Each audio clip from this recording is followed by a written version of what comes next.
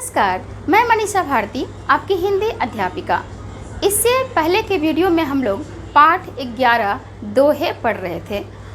उसके अंतर्गत तुलसीदास जी के दोहों को पढ़ रहे थे। उससे आगे आज जानेंगे।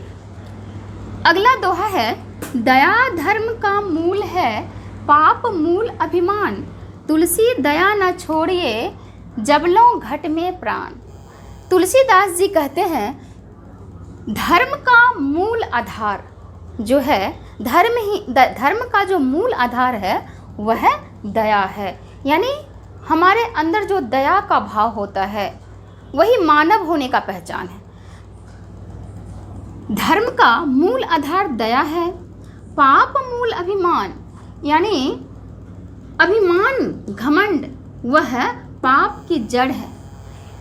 अभिमान ही पाप को जन्म देता है। यदि हम घमंडी हो जाएं, अहंकारी हो जाएं, हमें अपने आप पर दंभ हो जाए, अहंकार हो जाए कि मैं ही सब कुछ हूँ, तो वहीं से पाप शुरू हो जाता है। तो इसलिए तुलसीदास जी ने कहा है कि जो दया वह धर्म का मूल आधार है, जड़ है, और पाप का जो जड़ है, आधार है, वह अभिमान है। यानी अभिमान जब होता है तभी से पाप शुरू हो जाता है। तुलसी दया न छोड़िए, जब लो घट में प्राण। इसलिए तुलसीदास जी कहते हैं कि हमें दया नहीं छोड़नी चाहिए, दया को नहीं छोड़ना है जब तक हमारे शरीर में प्राण है। जब तक शरीर में प्राण है तब तक हमें दया नहीं छोड़ना चाहिए। अगला दोहा है, गोधन गजधन बाजीधन और रतन धन खान। जब आवे संतोष धन, सब धन धूरी समान। तुलसीदास जी कहते हैं गोधन यानी गाय, गाय रूपी धन। गो का अर्थ होता है गाय, गज हाथी यानी हाथी रूपी धन जो हाथी है, बाजी घोड़ा यानी गाय हाथी घोड़ा, इस प्रकार के जो धन हैं, और रतन धन यानी रत्न, हीरे मोती जवाहरात जो भी रत्न हैं, इनके जो खान हैं। यानी इतना सब होते हुए भी गाय हाथी घोड़े और रतन धन, रत्न जो धन है, जो बहुत बड़ी संपत्ति है, ये सब धन हमारे पास हों। जब आवे संतोष धन, यानी इतने धन के बावजूद भी मनुष्य सुखी रहता है, ऐसा जरूरी नहीं है। जब आवे संतोष धन, सब धन धूरी समान।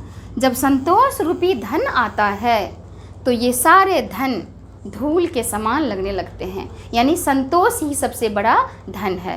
तुलसीदास जी कहना चाहते हैं कि संतोष ही सबसे बड़ा धन है। अगर संतोष है तो कम में भी आदमी सुखपूर्वक जी सकता है।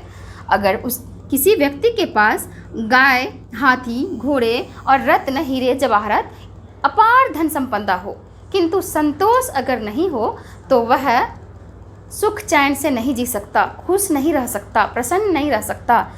लेकिन जब संतोष धन आता है, ये सबसे बड़ा धन माना है। तुलसीदास जी ने कहा कि सबसे बड़ा धन क्या है? संतोष धन। जिसके पास ये धन है उसे ये सारे धन धूल के समान लगते हैं। यानी इस संतोष रूपी धन आने के बाद ही मनुष्य सुखी पूर्वक जी सकता है, सुखपूर्वक रह सकता है, हंसी खुशी से अपने जीवन को बिता सकता है।